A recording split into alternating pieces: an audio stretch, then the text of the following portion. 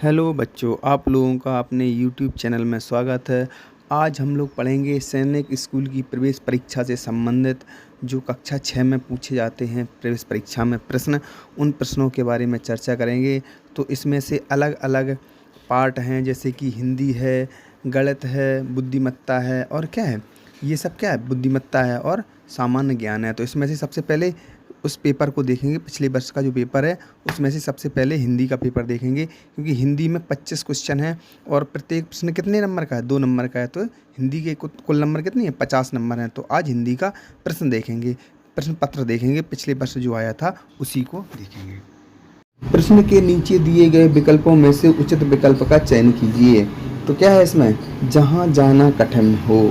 तो जहाँ जाना कठिन हो उसके लिए क्या शब्द होगा, उसके लिए होगा दुर्गम। पहला ऑप्शन, जैसे इसमें जंगल, जंगल क्या होता है, जंगल जहाँ पर बहुत सारे पेड़ पौधे उगे हुए हों तो उसे क्या कहते हैं, जंगल कहते हैं। और गमनी है, गमनी होता है जहाँ हम लोग क्या है, जा सकते हैं, यानी कि जाने योग्य स्थान को गमनी कहते हैं। अगम, जहाँ पर नहीं जाया जा सकता है। तो इसमें कौन सा होगा, जहाँ जाना कठिन हो तो कौन सा हो जाएगा, इसमें हो जाएगा दुर्गम। जहाँ जाना क्या हो, कठिन हो, उसके लिए कौन शब्द हो जाएगा, दुर्गम। अगला क्या है, निम्नलिखित शब्द के लिए सही विपरीतार्थक शब्द का चयन कीजिए। जैसे संयोग है, तो संयोग का विपरीतार्थक यानी कि विलोम शब्द इसमें पूछा है। संयोग का क्या होता है, संयोग का सीधा वियोग होता है। संयोग का क्या होता है, वियोग। प्रेम का क्या होता है, प्रेम का होता है घृणा करना। और सहयोग का होता है, असहयोग का होता है सहयोग। दुख का होता है क्या, सुख। तो क्या होगा इसमें, संयोग का होगा वियोग। निम्नलिखित शब्द के लिए सही संधि विच्छेद का चयन कीजिए। तो इसमें क्या है, गिरीन्द्र। अब गिरीन्द्र के लिए क्या सही संधि विच्छेद चुनना है, इसका होगा गिरीधन इंद्र। क्या होगा, गिरीधन इंद्र, यानी कि बड़ी ई प्लस छोटी ई बराबर बड़ी ई, बड़ी ई प्लस छोटी ई बराबर क्या हो जाएगा, इसमें होगा बड़ी ई। तो क्या हो जाएगा इसमें, गिरीन्द्र। निम्नलिखित शब्द में प्रयुक्त उपसर्ग के सही विकल्प का चयन कीजिए। अब क्या है, इसमें उपसर्ग पूछा है कि निश्चल में कौन सा उपसर्ग है। तो उपसर्ग क्या होता है, उपसर्ग वे शब्दांश होते हैं जी, वे शब्दांश होते हैं जो किसी शब्द के आरंभ में जुड़कर उस शब्द का क्या अर्थ का परिवर्तन कर देते हैं। यानी कि वे शब्दांश होते हैं जो किसी शब्द के प्रारंभ में जुड़कर उस शब्द का अर्थ बदल देते हैं, नवीनीकरण कर देते हैं, उसमें वो क्या कहलाते हैं, उपसर्ग कहलाते हैं। और इसके अलावा प्रत्यय भी होते हैं। प्रत्यय इसका जस्ट अपोजिट होता है, उपसर्ग के बाद प्रत्यय। प्रत्यय वे शब्दांश जो किसी शब्द के लास्ट में जुड़कर उसका यानी कि अंत में जुड़कर उस शब्द का अर्थ का परिवर्तन कर देते हैं, वे क्या कहलाते हैं, प्रत्यय कहलाते हैं। तो इसमें उपसर्ग पूछा है, तो निश्चल, तो नि आधा इसमें क्या है, नि सा कैसा है, आधा है। तो इसमें कौन सा उपसर्ग है, निस उपसर्ग है, इसमें निस उपसर्ग। अब क्या है अगला, प्रत्येक प्रश्न के लिए दिए गए विकल्पों में से उचित विकल्प चुनिए। अब इसमें से क्या है, उचित विकल्प को चुनना है। जैसे निम्नलिखित में से कौन सा शब्द बादल का पर्यायवाची शब्द है, इसमें से क्या करना है, बादल का पर्यायवाची शब्द खोजना है। तो क्या है, बादल का पर्यायवाची शब्द क्या है, जलद। क्या है, जलद। अब इसके अलावा क्या है, जलद। इसके अलावा है अंबर। तो अंबर किसका होता है, अंबर होता है, अंबर आकाश का। तो आकाश, आसमान, नभ, गगन, ये हो जाता है अंबर। और क्या है, नीरज। नीरज क्या होता है, नीरज होता है कमल का। तो कमल, पंकज, ये सब हो जाएंगे कमल के। और गमन, गमन से जाने के संबंधित है। और इसका क्या हो जाएगा, बादल का हो जाएगा जलद, जलद। अगला क्या है, हर्ष शब्द का विलोम शब्द है हर्ष। हर्ष का क्या होगा, विषाद होगा। और दुखी का विलोम क्या होगा, सुखी होगा। अप्रसन्न का प्रसन्न होगा। कष्ट का क्या होगा, कष्ट का सुख होगा। तो इस प्रकार से हर्ष का विषाद हो जाएगा। अगला क्या है, निम्नलिखित वाक्य शब्द समूह के लिए ऊपर दिए गए विकल्पों में से उचित शब्द का चयन कीजिए। अब इसमें क्या करना है, जो विकल्प दिए गए हैं उसमें से उचित विकल्प का क्या करना है, चयन करना है। जैसे जो सबको समान दृष्टि से देखता हो, तो उसके लिए क्या होगा, समदर्शी। समान दृष्टि से देखने वाले को क्या कहते हैं, समदर्शी। अब सज्जन क्या है, सज्जन। सज्जन क्या हो जाएगा, सज्जन। सज्जन का हो जाएगा अच्छे आचरण वाला व्यक्ति, यानी कि जिसका क्या हो, आचरण बहुत अच्छा हो। सन्यासी, सन्यासी है क्या हो जाएगा, जो सन्यास ले चुका हो, उसके लिए क्या कहेंगे, सन्यासी कहेंगे। परोपकारी, परोपकारी के लिए क्या कहेंगे, जो सभी पर उपकार करता हो, उसके लिए क्या कहेंगे, परोपकारी, यानी दूसरे पर उपकार करने वाला हो उसे क्या कहेंगे, परोपकारी। तो इसके लिए क्या हो जाएगा, जो सबको समान दृष्टि से दिखता है उसके लिए समदर्शी होगा। सार्थक वाक्य बनाने के लिए निम्नलिखित शब्दों या शब्द समूहों को व्यवस्थित कीजिए। निम्नलिखित विकल्पों में से सही विकल्प का चयन कीजिए। जैसे गाय का ताज़ा दूध पीता हूँ मैं, तो क्या हो जाएगा इसमें, सबसे पहले क्या हो जाएगा, मैं। सबसे पहले क्या होगा, मैं। क्या हो जाएगा, मैं। सबसे पहले हो जाएगा मैं गाय का, मैं गाय का। दूसरे नंबर पर क्या हो जाएगा, गाय का। ताज़ा, मैं गाय का, फिर क्या हो जाएगा, ताज़ा, फिर दूध पीता हूँ, मैं गाय का ताज़ा दूध पीता हूँ। तो क्या हो जाएगा, इसमें विकल्प नंबर हो जाएगा बी सही। पहले नंबर पे आया डी यानी कि मैं, उसके बाद आया गाय का ए नंबर, और उसके बाद आया बी ताज़ा, और उसके बाद पीता हूँ, मैं गाय का ताज़ा दूध पीता हूँ। तो इसमें क्या आ जाएगा, बी ऑप्शन आ जाएगा। अब अगला क्या है, दिए गए विकल्पों में से सही वर्तनी वाले शब्द का चयन कीजिए। अब सही वर्तनी वाला क्या करना है, शब्द का चयन करना है। तो जैसे इसमें अलग अलग शब्द दिए हैं, तो उसमें से जो सही शब्द लिखता हो उसको देखना है। तो इसमें क्या हो जाएगा, आशीर्वाद। देखो ये लिखा है आशीर्वाद, ये भी लिखा है, लेकिन ये क्या है, जो रा चढ़ा है वो सा पे ही चढ़ा है रा, तो आशीर्वाद ये क्या है, गलत हो रहा है। तो इसको क्या करना है, पहले शब्द बोल जाता है उसके बाद चढ़ता है, तो ये तो पहले चढ़ा है उसके बाद बोल रहा है, तो ये गलत है। इसको भी छोटी ई की मात्रा इसमें लगी है, आशीर्वाद लिखा है, ये भी गलत है। ये भी आशीर्वाद, ये भी गलत है। तो ये क्या होगा, डी नंबर का ऑप्शन सही हो जाएगा। रिक्त स्थान भरने के लिए उपयुक्त विकल्प चुनिए। जिस पर अभियोग लगाया गया हो वह कहलाता है। जिस पर क्या अभियोग लगाया गया हो तो वो क्या कहलाता है, इसका ऑप्शन वो क्या कहलाता है, वो कहलाता है अभियुक्त। क्या कहलाता है, अभियुक्त। अभियोगी कौन होता है, अभियोगी होता है जो आरोप लगा रहा हो, यानी कि जो आरोप लगाने वाला व्यक्ति वो अभियोगी होता है। अपराधी, जो अपराधी कौन होता है, जो अपराध करता हो या जिस पर अपराध सिद्ध हुआ हो वो क्या कहलाएगा, अपराधी। भगोड़ा क्या हो, जो भागा हुआ हो, यानी कि जो भाग गया हो उसे क्या कहेंगे, भगोड़ा कहेंगे। तो इसमें क्या आएगा, जिस पर आरोप लगाया गया हो वो कौन होता है, अभियुक्त होता है। अब अगला क्या है, प्रश्न के नीचे दिए गए विकल्पों में से उचित विकल्प का चयन कीजिए।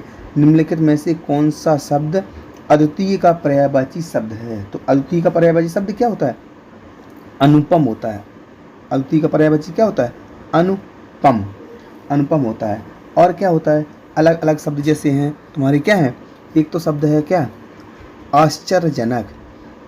तो आश्चर्यजनक क्या है, आश्चर्यजनक है जो जिस पर क्या है आश्चर्य किया हो, जिस पर आश्चर्य हो वो क्या है, आश्चर्यजनक। जो चीज़ हो कैसी, कुछ क्या आश्चर्यजनक यानी कि हटके हो, कुछ अलग हो, विचित्र हो, तो उसे क्या कहेंगे, आश्चर्यजनक कहेंगे। अनोखा, अनोखा क्या है, विचित्र या विलक्षण टाइप का हो, उसे क्या कहेंगे, अनोखा कहेंगे। तो इसका क्या होगा, अनुपम सही होगा। अगला क्या है, निम्नलिखित में से कौन सा शब्द पत्थर का पर्यायवाची शब्द नहीं है। पत्थर का पर्यायवाची शब्द क्या होता है, पत्थर के पर्यायवाची शब्द जैसे हैं प्रस्तर है, पाषाण है आदि क्या होते हैं, पत्थर के पर्यायवाची शब्द होते हैं। पत्थर का पर्यायवाची शब्द क्या नहीं है, इसमें से पर्वत नहीं है। पर्वत क्या है, पर्वत एक पर्वत पूरा होता है, पत्थर उसका क्या होता है, टुकड़ा होता है। तो पत्थर का पर्यायवाची शब्द, और प्रस्तर भी होता है, उपल भी होता है, और पाषाण भी होता है, ये सब क्या है पत्थर के पर्यायवाची शब्द। जबकि पर्वत, पर्वत नहीं है, पर्वत एक अलग अपने आप में अलग चीज़ है, तो ये पर्वत अलग है, इसमें पत्थर का पर्यायवाची शब्द नहीं है। क्या है, निर्देश प्रश्न संख्या 88 से 88 से 92 तक निम्नलिखित अनुच्छेद को ध्यानपूर्वक पढ़कर पूछे गए प्रश्नों के लिए सही विकल्प चुनिए। क्या है, निरंतर श्रम करने वाले का शरीर, निरंतर श्रम करने से शरीर स्वस्थ रहता है। क्या है, इसमें ये दिया है, इसी से पढ़ करके जो एक पैराग्राफ दिया है इसी से नीचे क्वेश्चन पूछे जाएंगे, प्रश्न पूछे जाएंगे, तो इसको सही से पढ़ना है। क्या है, निरंतर श्रम करने से शरीर स्वस्थ रहता है, समाज में जीवंतता बनी रहती है, यदि श्रम करना छोड़ दिया जाए तो समाज गति शून्य हो जाए। श्रम की सार्थकता के बारे में महात्मा गांधी ने कहा था, जब श्रम करना है तो उत्पादक श्रम ही क्यों ना किया जाए। गांधी जी ने उत्पादक श्रम भ्रम को तात्पर्य, उत्पादक श्रम है, उत्पादक श्रम का तात्पर्य यह है कि श्रम से कुछ चीज़ की प्राप्ति हो, चाहे यश हो चाहे प्रगति हो, इससे श्रम करने में आनंद आएगा। श्रम के प्रति निष्ठा और सम्मान की भावना हमारी सहज प्रवृत्ति होनी चाहिए।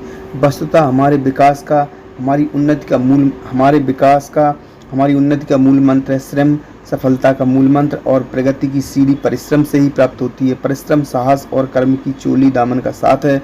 जो मनुष्य परिश्रम करता है वह साहसी भी होता है। अब इसी क्या है जो पैराग्राफ दिया है इसी से प्रश्न पूछे जाएंगे, तो प्रश्न इसको अच्छे से इसको समझ लेंगे, इसके बाद आगे के प्रश्नों के उत्तर देंगे। अब इसके प्रश्न है नंबर पहला 88 में प्रश्न है, स्वस्थ शरीर के लिए क्या आवश्यक है। तो स्वस्थ शरीर के लिए क्या आवश्यक है, स्वस्थ शरीर के लिए आवश्यक है तो क्या है, निरंतर श्रम। क्या है, इसी में जो इस दिया है पैराग्राफ इसी से छांट करके लिखना है। क्या है, स्वस्थ शरीर के लिए आवश्यक है, क्या आवश्यक है, निरंतर श्रम करना। अगला क्या है, परिश्रम साहस और कर्म का चोली दामन का संबंध है कैसे है। तो क्या है, परिश्रम और साहस और कर्म का चोली दामन का संबंध है कैसे है, तो इसी पैराग्राफ से लिखना है। परिश्रमी और साहसी लोगों को पसंद किया जाता है, ये तो ऐसा कुछ दिया नहीं है इसमें। साहसी कर्मयोगी होते हैं, ये भी नहीं होगा। जो मनुष्य कर्म करता है वह साहसी भी होता है, तो क्या हो जाएगा, यही ऑप्शन हो जाएगा। जो मनुष्य कर्म करता है वही क्या होता है, साहसी भी होता है। अगला क्या है, गांधी जी ने श्रम की सार्थकता किससे मानी है। श्रम की सार्थकता गांधी जी ने किससे मानी है, तो गांधी जी ने क्या कहा था कि उत्पादक श्रम करना चाहिए, मतलब श्रम भी होता रहे और उससे कुछ पैदावारी भी होती रहे, उससे कुछ क्या है, पैदावार भी होती रहे, मतलब उत्पादकता भी होती रहे। तो क्या उन्होंने क्या कहा था, उत्पादक श्रम से, परिश्रम करने से नहीं होगा, सम्मान की भावना से नहीं होगा, श्रम की प्रति निष्ठा से नहीं होगा, क्या होगा, उत्पादक श्रम से। सार्थकता शब्द का विलोम शब्द है। सार्थकता शब्द का क्या है, विलोम शब्द क्या है। सार्थकता मतलब कुछ क्या है, सार्थक चीज हो। सार्थकता का क्या होगा, निरर्थकता होगा। सार्थकता का विलोम क्या होगा, निरर्थकता। निरर्थकता। श्रम करने से आनंद कब आएगा, श्रम करने से आनंद कब आएगा, जब श्रम से कुछ चीज़ों की प्राप्ति होगी।